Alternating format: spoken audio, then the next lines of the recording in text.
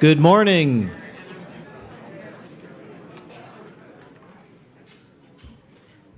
Is everyone enjoying the beautiful weather here in Aspen this morning? Well, we've got a great panel for you today, and one that is very timely given current events. This is the panel for planning for critical and emerging future threats. And we've got a couple of great panelists here. They're going to take you through it. I'm Tory Bruno, CEO of United Launch Alliance. If you're not familiar with us, we build gigantic rockets, 30 stories high, that blast big satellites into space that support our national security. But the reason I'm here, and I think this panel is so exciting, is because we're really at a critical and almost unprecedented time. We continue to have terror threats around the world that are ever adjusting and taking advantage of new technologies that are going to influence that, but also we're seeing an emerging sort of return to great power competition. And even in that world, something we have not seen before is those peer competitors, China and Russia, extending that competition into space. And finally, we're seeing a weaponization of space. So this is a pretty exciting and really critical moment in our history for security. And with that, I'm going to turn it over to Catherine to get this going. Thank you all.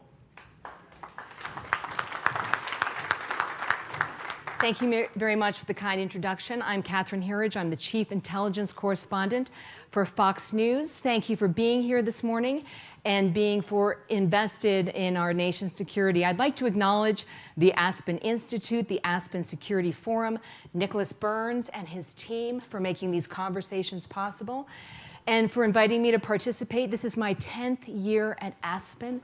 I am always so grateful to be a part of this dialogue. This morning I'm joined by the Undersecretary of Defense Policy, John Rood. And as is my habit, I'm going to lay out a roadmap for all of you. We're going to talk for about 35 minutes, and then we'll open it up for your questions.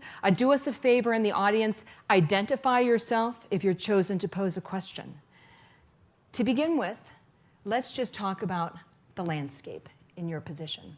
How do you rack and stack your priorities?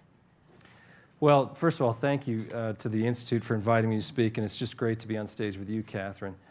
When I look at the global environment, it's become a bit of an understatement for me to say this is the most complex and dynamic security environment in my lifetime.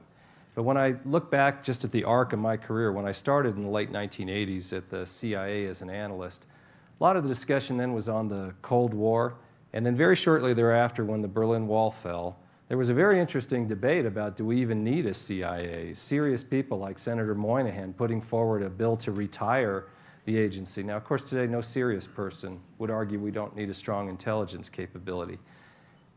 But the CIA director at the time described the security environment saying a large dragon had been slain, but there was a bewildering array of snakes in the garden.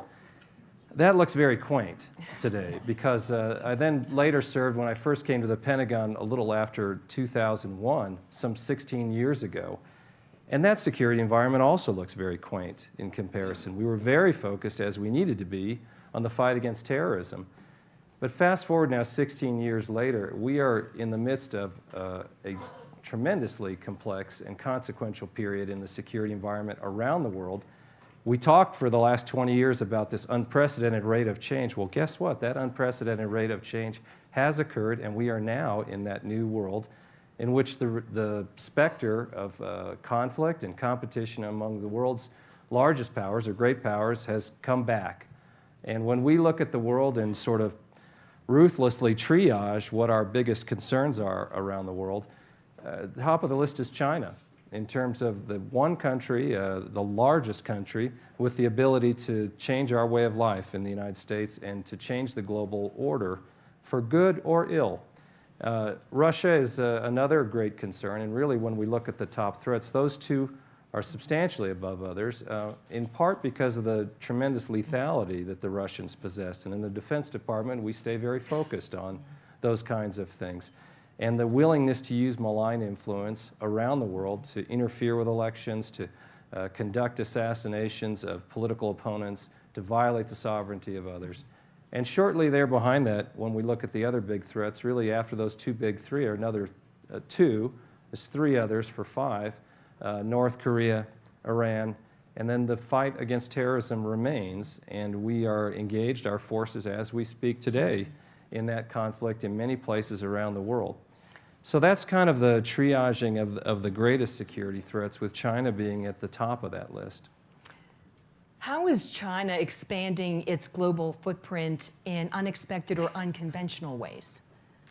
Well, one of the things that makes that a challenge is, of course, the greatest generation in this country after World War II had the wisdom to work so closely with friends and allies around the world to put in place a global system of free trade, free movement of ideas, things like the IMF, the World Bank, a system of trade and commerce and aviation and standards that became the global standard. And one of the things that China is doing is both benefiting from that standard and that system, while at the same time challenging it and using a whole of society, a whole of government approach. I think it's not well understood by security thinkers that we are, again, in an ideological competition.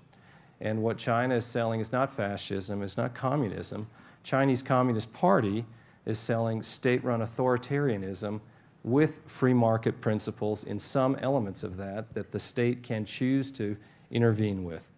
And there's a promotion of that philosophy worldwide that we're seeing to an unprecedented degree, and I'm happy to talk more about that as we go forward. But I think the most important thing is there's economic growth, there's military growth, there's an attempt to compete in the areas that have been core competencies of the United States, in soft power and challenging alliances, in creating a worldwide system of both economic and military presence, again, in promotion of something which challenges freedom, which challenges our principles, and challenges that global order in ways that are violative of the kind of principles that have led to this unprecedented growth in the global economy and the growth of freedom. So let's get into some specifics. How are they setting up shop in different parts of the world where we have not seen them before? Well, I think there's a lot of focus, and if you did sort of an internet search or something, I think most of the articles would be returned around the South China Seas and other things. But if I could leave you with one thought, is this is a global competition. You know, as an example, a few months ago I went to Greenland to visit our Thule Air Force Base there. I also visited Iceland. And the primary activity in those areas is China's growth. You know, as an example, the Iceland leaders told me the largest embassy and the largest presence to grow their presence of any country in Iceland was China, as part of the One Belt, One Road initiative. Those that aren't familiar with the One Belt, One Road initiative, this was brought forward by China's leaders as, with the imagery around it, this be similar to Marco Polo's Silk Road, promoting trade with China. Now, it's interesting they call it One Belt and One Road, because the idea behind that is it's one belt and one road that China owns and that others pay to use. Our concept is a free and open trading system with many belts and many roads, as others have pointed out. But when I was in Iceland, and you see that, you know, to my knowledge, Marco Polo never visited Iceland. I mean, there's not some long historical tie here between the Chinese people and their Icelandic counterparts, and certainly not in Greenland. Why are they there? Well, look at the map. It's a strategic location. And if you looked at the map and you chose strategic locations where the world is changing and global commerce is changing, you would find remarkably a very high correlation between China's interests and those areas. And I don't know that it's well understood, but as the Arctic changes, today, if you're sending a shipment from Rotterdam to Japan, that would be about 11,000 kilometers that you would need to travel. Now, by comparison, going the northern route will only be 7,600. So it's about a 2/3 of the journey, shave 10 days. This is going to remake global commerce. Why then do you want positions in Greenland and Iceland? Well, I think the answer is obvious, and this will grow to become also a military choke point. And if you did the same thing in other areas, why is China's first military base in Djibouti? Again, probably not a long historical tie between the culture of the Djiboutins and their Chinese counterparts, but because if you look at the map in a strategic location, Djibouti is one of those strategic locations. And you could go around, whether that be in South America, Africa, the Arctic, Asia, and you will find this correlation. And so we need to take this seriously, because it's not just economic commerce. It's promoting an authoritarian model, and it's closely coupled with military activities, strategic military activities, intelligence activities. And the line between commercial activities in today's China and those of the state is at a very, very thin line that exists mostly on paper. So they're using that economic model to anchor themselves or get a foothold. And then what you're saying is that there really is that opportunity to then expand militarily. And then also it's an excellent intelligence gathering opportunity. Well, that's right. And we see economics leading, and President Xi Jinping has acknowledged some of this to a certain extent in saying in January of this year that there is a security dimension to the One Belt, One Road activity. And Minister of Defense Wei has echoed those statements and other comments, acknowledging what people have known for some time, that there is a security dimension to that. And so leading forward with predatory lending, for example, for infrastructure development, providing loans that the countries like in Sri Lanka with a 99-year lease on the port there, after the Sri Lankan government benefited from the infrastructure investments, then could not pay the loans, having to give that up, and increasingly turning over their sovereignty over that port and that activity to China. But leading with economics, following with security, but a very tight coupling between these activities, and with a state which doesn't hide the fact that the state authorities are controlling and directing much of this. Is the theft of American secrets in their DNA? I don't know if it's in their DNA. I think that China's approach has been to both benefit from the global system as well as to challenge it and, where necessary, to violate it. And so you do see some comments. For example, Minister of Defense Wei recently spoke at the Shangri-La Dialogue in Singapore, where he acknowledged some of this activity. The Chinese government, of course, requires firms investing in China to provide access to their intellectual property, to provide access to operating systems and things of that nature. So there is that type of activity that's occurring that, again, for us who believe in these sorts of norms of trade and commerce, you can't really have that type of system persist and go unchallenged. Is it possible to reconcile China's global ambitions and the U.S. maintaining its position of superiority? I like to think optimistically that that is the case. Having met with Chinese leaders along with our Secretary of Defense and other officials, I think we're at the stage now where we have to have a dialogue with China about what our strategic intentions are. Our intentions are not to constrain China's rise or to contain China, but rather we welcome China to be a responsible player on the global stage, and we've struggled through successive administrations to determine how to talk about that. I mean, for instance, I'm looking at General Hooper, who's a native, fluent Mandarin speaker, and at one time we tried to say China should be a responsible stakeholder. Well, it turns out that word doesn't even translate into the Chinese language. And I'm not some expert in Chinese culture and philosophy, but my Chinese mother, often had me read books of Confucian sympathy and other things, and I don't ever recall that concept being found in Confucius's writings. But I am certainly no expert in this area, but my limited experience says we struggled with how to translate that. But I think what we can translate is that we recognize China is, and I think their leaders believe they are the stewards of a great and ancient society that can be the world's greatest.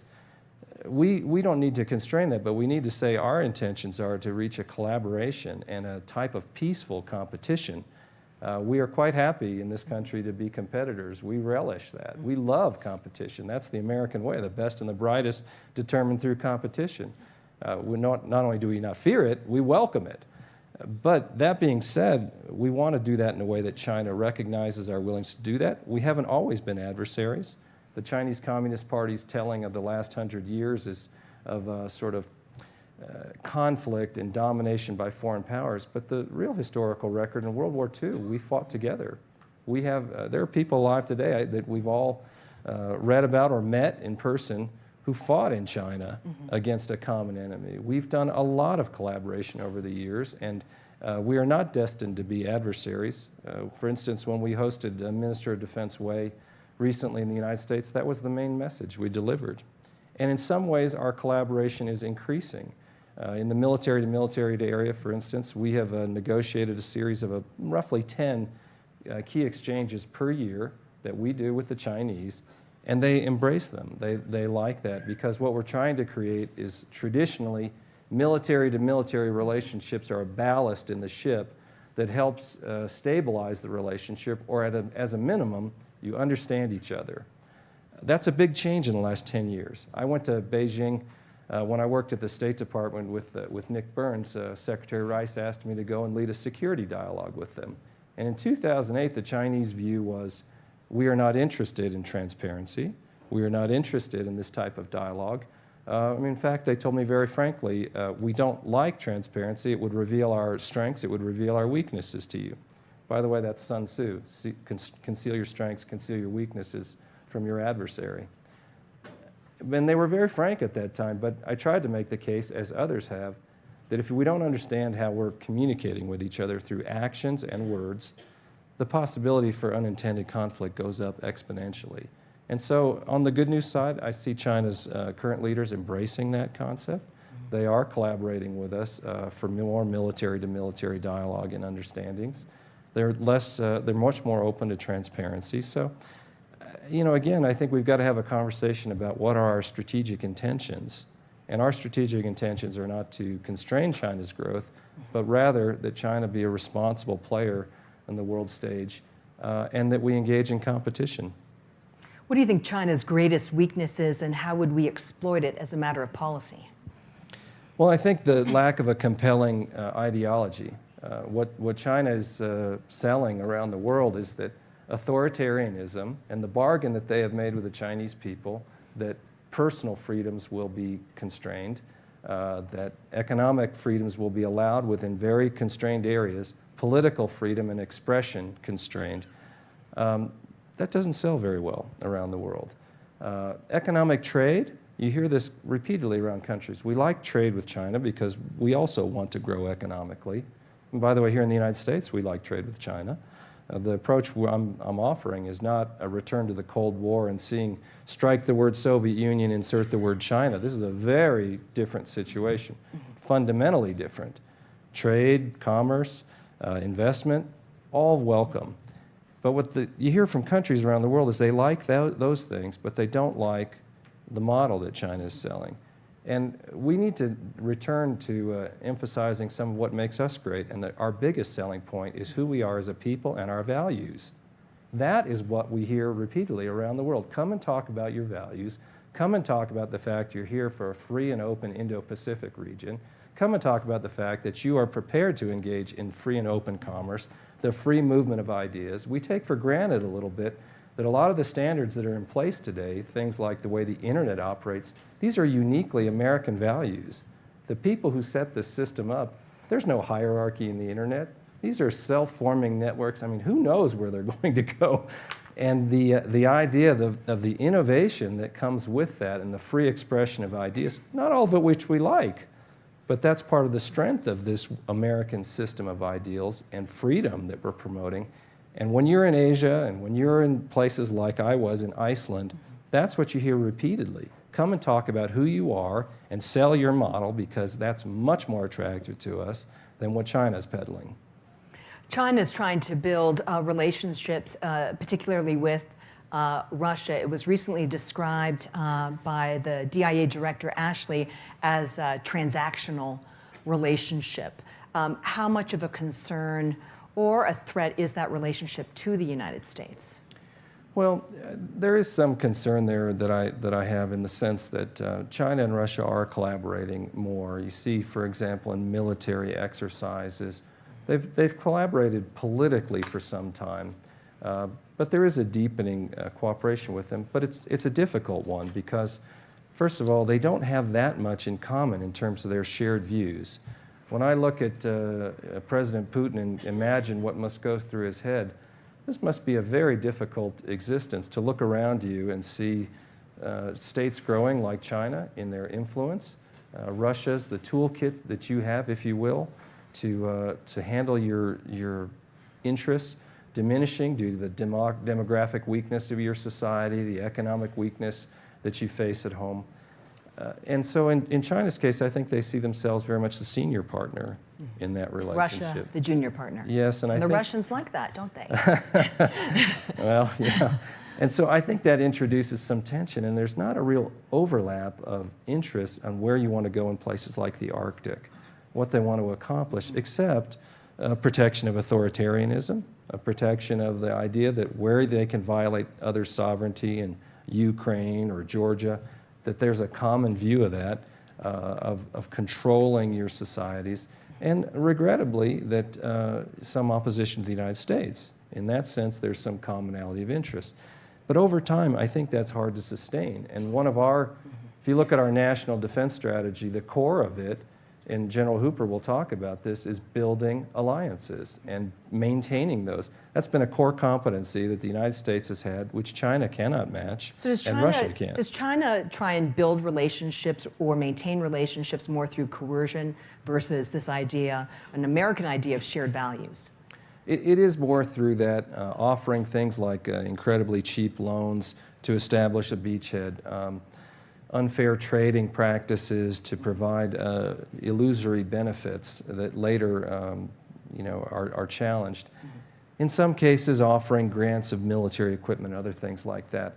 But ultimately, that model doesn't work for the long run. I think where we have had such tremendous success over successive administrations in the United States is recognizing that shared values, a shared outlook on the world, trying to build enduring relationships, that's been what's really worked for us. And to be sure, allies and relationships are not always fun, and there can be strains. And for instance, we've had some really strong debates at NATO over the last 2 years.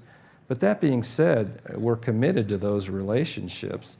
And family squabbles occur, but we have some enduring capability to build on that, and it's not going to be challenged by kind of the ebbs and flows if you start with the fundamentals, that you have shared values and shared objectives in the world, and something that you're working together to defend and to collaborate upon. On North Korea, from a policy perspective, how do we blunt their nuclear capabilities, ambitions? Well, North Korea has been a perennial challenge for us over the last few decades. You have, in addition to a very authoritarian society, which when I started my career in the late 80s, for example, at CIA, in the beginning of the 90s, I was assigned to do some work on North Korea. And there was a big debate at that time, will this dynasty that is Kim Il-sung's survive for the transition to his son? Well, they've done it 2 successive times, so I think we've tested the proposition that will work. But this authoritarian, closed society with a very large military, forward deployed in an invasion posture with substantial capabilities that threaten the United States and our allies. For example, nuclear weapons possession in North Korea, long-range missiles capable of reaching the United States. So that's and a willingness to use violence. So that's what you're dealing with as a concern. Now, in response, first of all, we've got to be able to deter and defend ourselves. And if I'd been in this audience 10 years ago, or certainly 15 or 20, it was a raging debate amongst people across the political spectrum. Do we need a missile defense system? Our missile defense is destabilizing. It's a lot of what I worked on in my career to get the United States out of a treaty that prohibited us from defending ourselves and to put in place a system. Well, thank goodness we have that, because that is incredibly stabilizing. Not only is it not destabilizing, that has produced the stability that has allowed time and space for things like diplomacy to occur. So one, we got to be able to deter that kind of attack. We have to be credible with our allies and have deep relationships. That's what we do at the Defense Department. For those that aren't aware, for example, our alliance with South Korea, which is incredibly strong, we have a unified command. The American commander is commander of both the South Korean forces as well as the American forces. We have to maintain those capabilities. And then what you see President Trump doing is being willing to move forward, to take some political risk, to say, let's see if we can't have a diplomatic solution to this exercise. He's been willing to do some things that, has produced some criticism on the right and left. Some would call it unconventional. I would, and I suspect he would too, and say, and I imagine he would describe it as unconventional in the right way. But I think one of the things that gives me some hope is Kim Jong-un is not his father, and he's not his grandfather. For example, his father's slogan that guided North Korea was military first. All elements of society were favored, military first. Kim Jong-un's slogan for the country is economy first. And so that opens up some opportunity that perhaps through a combination of the sorts of pressure that we've placed North Korea under, and we've put them under a lot of economic and other pressure, the ability to deter and, if necessary, defeat aggression, the involvement of our allies, and then a true willingness to take some risk with diplomacy and a willingness to offer economic benefits that could transform the North Korean society. Perhaps there's a solution in there. Now, this is not a recent problem. If we'd been sitting here 20 years ago, we were talking about this. I supported the 1994 Agreed Framework as an example. The United States and our allies at least 4 times have reached agreements with North Korea in which they've agreed to give up their nuclear weapons. So there's a lot of road to be traveled, but witness the fact over the last year here, North Korea hasn't conducted more nuclear tests. We haven't seen long-range missile testing. North Korea has destroyed their nuclear test site. We have seen them take some other gestures, including the return of the remains of American service members. So there are some green shoots, if you will, that we can look at and look optimistically that perhaps there's a way that we can reach a resolution. And the window, in your view, what's new is this economic piece. I think that's very new. I think also as China evolves, China's been the traditional benefactor of North Korea. I mean, some people forget, we Americans have very short memories of our own history. But of course, China fought with North Korea in the Korean War and took enormous casualties in that war, and for a long time preserved North Korea as a buffer state. To a certain extent, they still believe that, but their views of North Korea and its usefulness have evolved quite a bit. China's view is evolving. And so, you know, one of the keys that we've never figured out the combination to, if you will, over the successive administrations is how to get China to truly use the full weight of its influence with North Korea. And they have substantial influence. And I think we saw them use that last year in the military realm as an example. We took some very serious steps to be ready for a rising threat from North Korea, and tensions were very high. They're in a better place, and we did see some cooperation from China. Not what we would like, and certainly not to the full extent of their international obligations, but we'll stay at it. On Iran, we've seen the recent escalation of events. In your view, what is the risk of a miscalculation? Well, I do worry about the risk of a miscalculation. Iran has taken a number of provocative steps, a number of serious military steps in the past few weeks that have caused us some concern. Of course, we've had, and I know Sigal Mandelker talked about this yesterday, we've had a long-standing set of concerns about Iran's behavior, its export of militancy, its support for terrorism, arbitrary detention of Americans, pursuit of nuclear capabilities, long-range missiles. There's a serious bill of particulars that concerns us.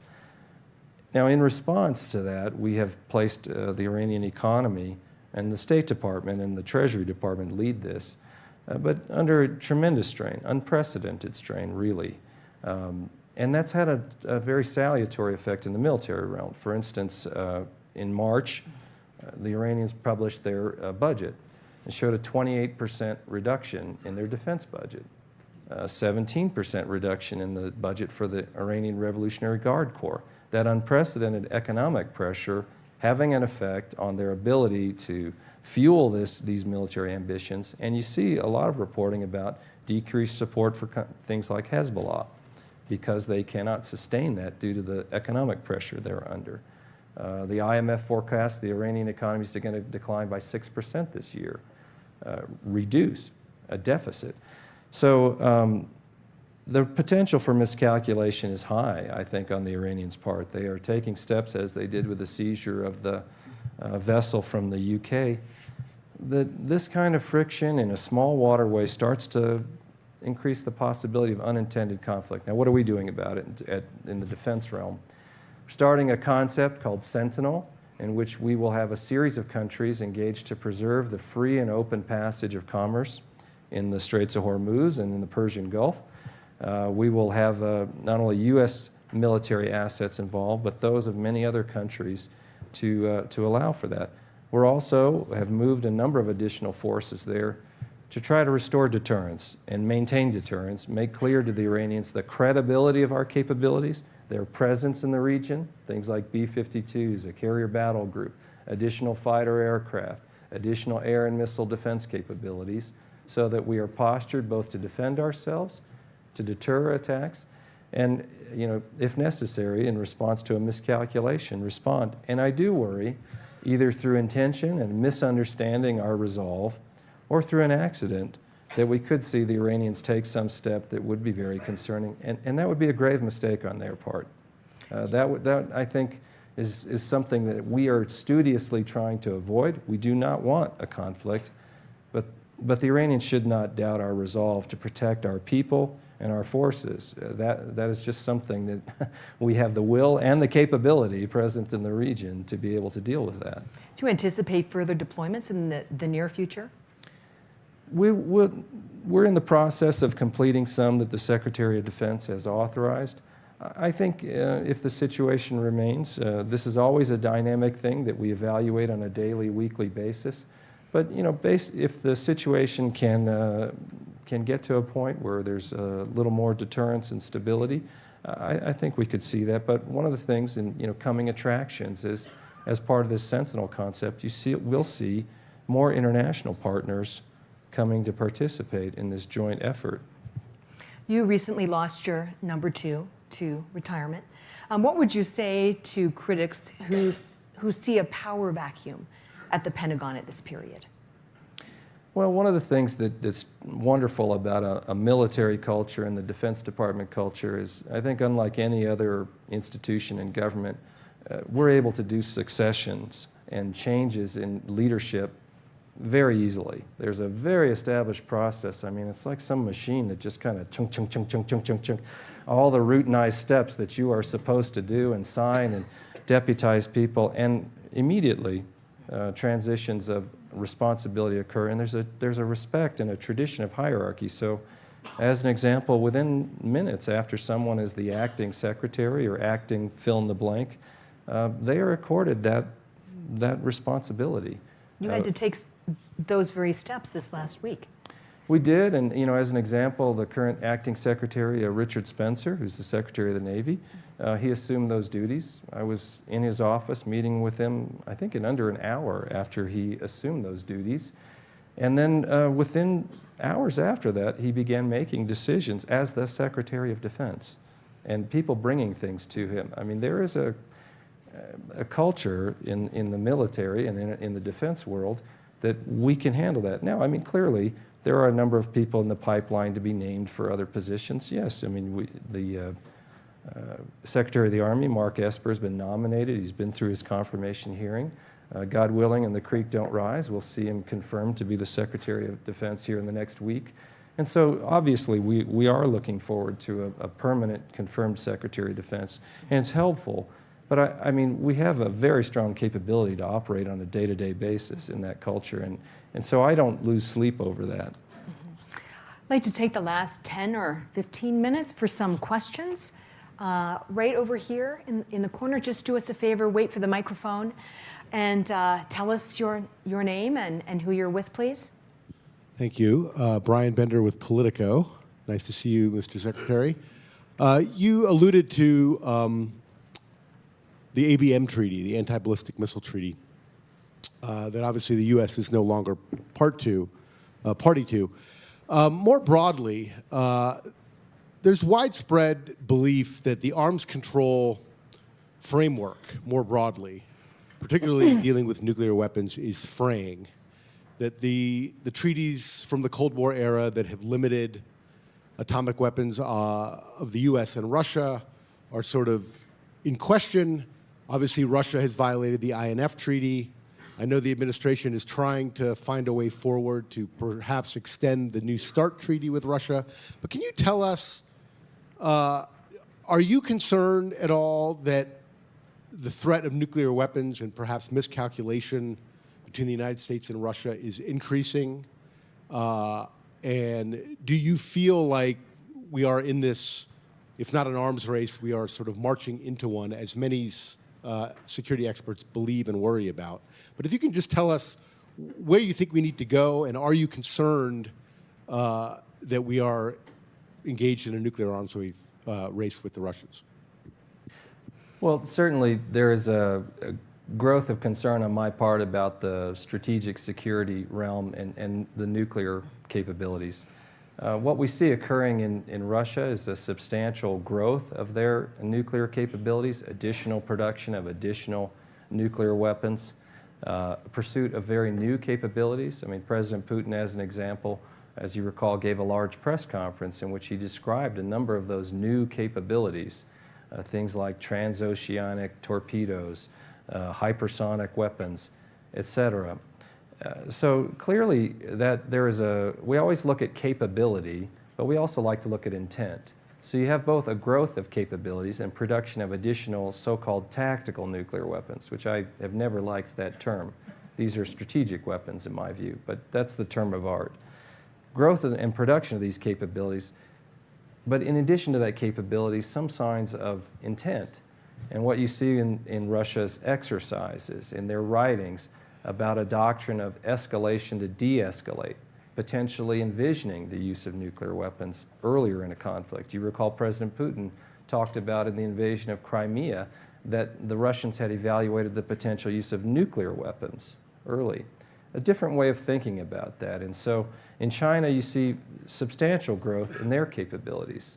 By counter example, we haven't produced a new nuclear weapon in this country in decades. But what we are doing under the Nuclear Posture Review is modernizing our nuclear deterrent, because we have to maintain a vital and capable nuclear deterrent. We also have to look across that spectrum and say, where is there destabilizing activities where we can restore deterrence? Where is deterrence challenged? And that's challenged, we think, in the Russian doctrine that seems to believe at a certain level they could use smaller nuclear weapons against the United States or our allies and not face a similar response. And so that's why the President, and in our Nuclear Posture Review, we have asked for some supplementary capabilities to modify some of our existing weapons to fill in that blank, to shore up deterrence. So one, you got to have deterrence. Two, working with friends and allies to preserve things like the arms control agreements we've talked about. The big issue for those that aren't familiar with the INF Treaty, you're probably familiar with the fact it banned intermediate range nuclear capable missiles, but the Russians violated it, and violated it very centrally. I mean, the treaty says don't have intermediate range missiles. They deployed several units of intermediate range missiles. I mean, it's as clear a violation as you can get. And so part about preserving those agreements is, it was over 5 years ago they were formally declared by President Obama's administration to be in non-compliance. We have to say we're not going to live up to agreements that the other party is violating so fundamentally, because these things have meaning to us. And so we have to enforce those things. We're doing that with allies. You saw NATO unanimously support our position on that. But then we have to also, as you say, be concerned about the future, and that we work with others to persuade the Chinese, the Russians, that these sorts of approaches are not stabilizing, that they're not going to lead to the sort of security they want, and that we work collaboratively, and where we can, for example, find a solution to the things like preserving the type of agreements we had in the New START Treaty or other agreements. We have to do that together with others. There are many people around the world whose interests and their security is at stake. This isn't a U.S.-only problem. But central to that for us at the Defense Department is having the ability to deter and preserve stability in that area. And we are working very hard to retain those capabilities and to make sure they are credible. Move on. Right here, please. Thank you. Chris Isham with CBS News. Question again on Iran. Iran is clearly escalating its attacks on shipping through the Gulf. Is there any consideration being given at the moment to strengthening the security regime for escorts, for example, of shipping through the Gulf, changing the rules of engagement to allow U.S. warships, for example, to protect tankers that are flagged by other countries, or any other kind of things that are under consideration along those lines? The short answer is yes, and in the concept that we've begun to discuss publicly called Sentinel, The idea is that to have additional sentinels, if you will, being able to observe the activity in the Gulf with intelligence and surveillance assets, having a naval and air presence to restore stability, and also having capability to respond where that's necessary. So we have a concept to do that throughout this very congested waterway. Our objective is to preserve freedom of navigation in that area, to deter military attacks or other unwelcome behavior like that. And so we're going to do that with allies. We've been having conversations with them both at NATO, where we've been pleased at the support we're receiving from NATO countries, individual nations, as well as some of our partners in the Gulf and elsewhere. And so that's one of the things that over the coming days and weeks you'll see come into being, and that we hope will lead to more stability in that very vital waterway. There's a tremendous amount of the world's petroleum and oil products that move through there. It's vital to the global economy, and so we have an interest there with our friends and allies. But it's not a U.S.-only initiative, as the President's made clear.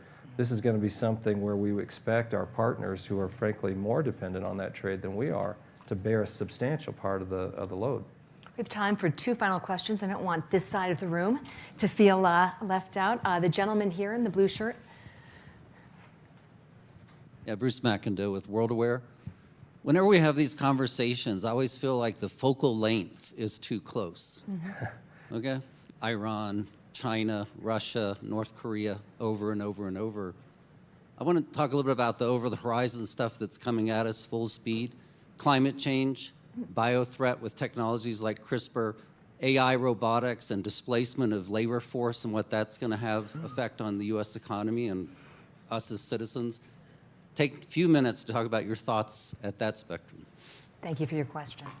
Well, first, these mega trends, if you will, that you identify, I take your point. There's a certain strategic level well above where we're at today that is transforming our lives. It's a little hard to predict exactly where that will go. I think one of the things that we, in this information age in which we live in, we've taken for granted a little bit is that the United States has been the leader in that area, but there are other competitors out there. And I'd say, in thinking about your question about artificial intelligence and the role that this kind of machine learning will do, it has the potential to transform our society. And we need to be at the forefront of that because we want that done in a way that is reflective of the kind of values that we have, that respects the role, in some cases, of the human being in having some rule-setting capability versus machine learning. That's not embraced by everybody in the world. So one of the things that we're trying to do is, one, be serious about how we don't allow our technological leadership to be siphoned away. China's doing that in a variety of ways. For example, in theft of IP and penetration, raising consciousness of that, being more serious about screening investments. I mean, according to the CFO, Council of Foreign Relations, China invested $46 billion in this country in 2016. Many of those investments in Silicon Valley and in other areas. So we have enacted new laws, new tools to try to screen some of that investment. That will be part of the response, not the only thing. We've also got to be confident in our innovation system, but provide the right kind of stimulus to it.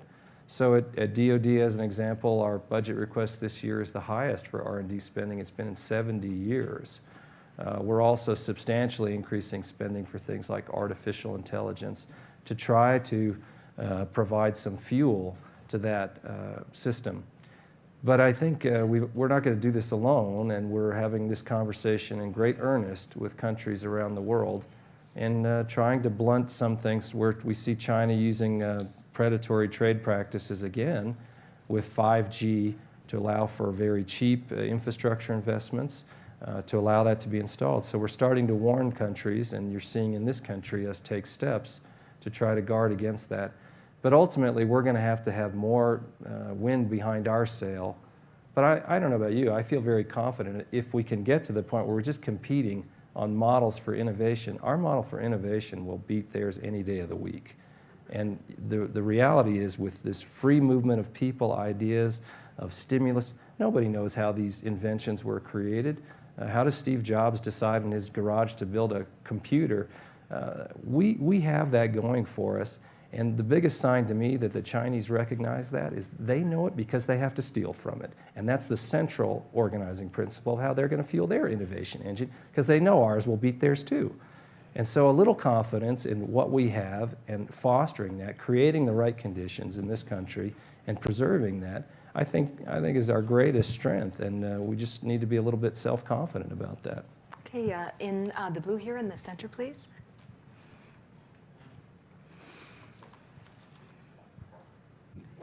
Thank you, Mark Carlin, Director of Strategic Studies at Johns Hopkins SAIS. Last year, the bipartisan congressionally appointed National Defense Strategy Commission expressed some real concerns over how well the National Defense Strategy was being implemented. So what grade would you give the Pentagon in its implementation, and what sort of extra credit can it do to lift that grade up over the next year or two? We all love extra credit. If I could figure out a way to get some, I'd take it.